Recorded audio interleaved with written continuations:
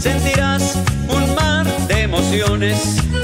Ciao a tutti, benvenuti nel canale Mauer. Oggi sono qui per visionare l'ultima opera di Marco Martalar di Mesaselva di Roana, altopiano dei 7 comuni, il leone alato.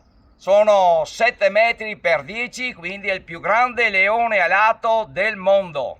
Naturalmente, come vediamo, è stato eseguito con legno del vaia e soprattutto guardate la bellezza, la criniera con i tralci della vite. È un bellissimo contesto anche qui vicino alle sponde del lago di Rimini. Siamo a circa 20 metri dal lago e la location è Fratta di Tarzo. Quindi siamo nelle colline del Prosecco, Valdobbiadene, patrimonio dell'UNESCO. Bene, questa è una prima visione. Mauer vi saluta da questa bellissima location a questa grandissima opera di Marco Martala, uno scultore ormai rinomato in tutto il mondo, ed è la prima opera che viene eseguita nella regione del Veneto. Le altre 8 sono sempre state eseguite o collocate sul Trentino Alto Adige. Bene, vi saluto.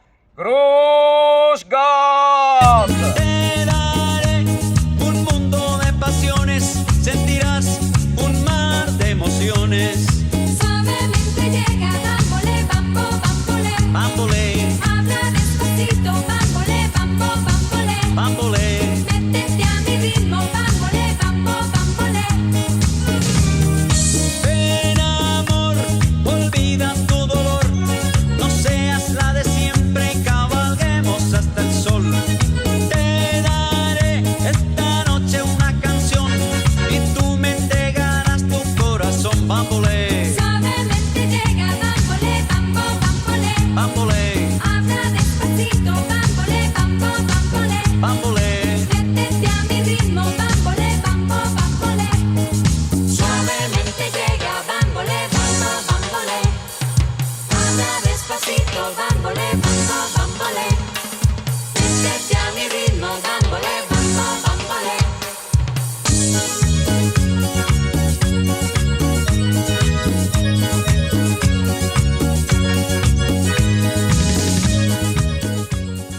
A Tarzo il leone di legno più grande del mondo dell'artista Marco Martalar, un'opera monumentale per celebrare arte, natura e radici venete. Alta oltre 7 metri e lunga 10, l'opera, collocata fronte lago Revine a Tarzo, località Fratta, è già entrata nella storia come il leone di legno più grande del mondo. Un nuovo simbolo per il territorio, capace di intrecciare tradizione, memoria e visione contemporanea.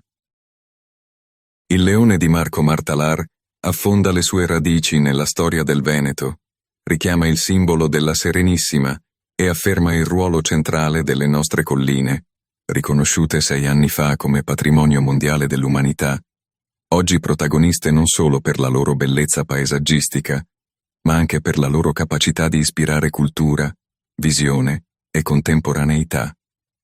L'opera si inserisce con grande armonia e rispetto nel contesto naturale del lago di Tarzo, unico lago naturale nell'Alta Marca, arricchendolo senza alterarlo e trasformandolo in uno spazio d'arte pubblica e condivisa.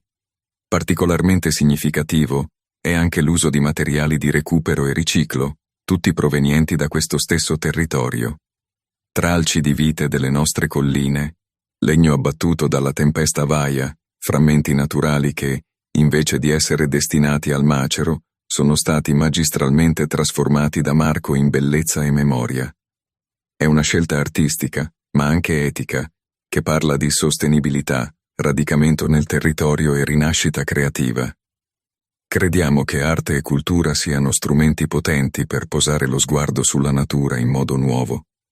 La stessa natura che può essere forza distruttiva, ma anche rigenerativa.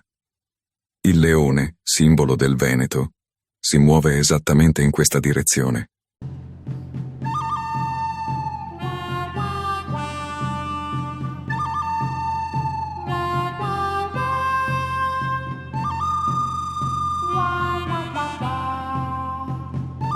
Un saluto Cimbro. Grüß Gott!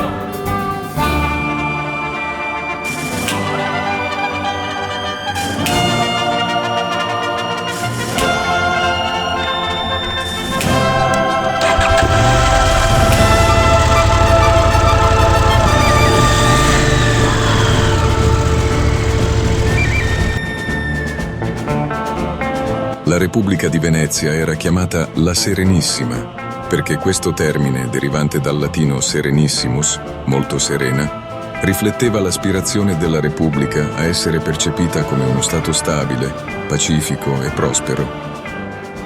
L'appellativo sottolineava l'ordine, l'equilibrio e la saggezza del governo veneziano, che si distingueva per la sua organizzazione politica e la sua capacità di mantenere la pace interna e il controllo delle rotte commerciali.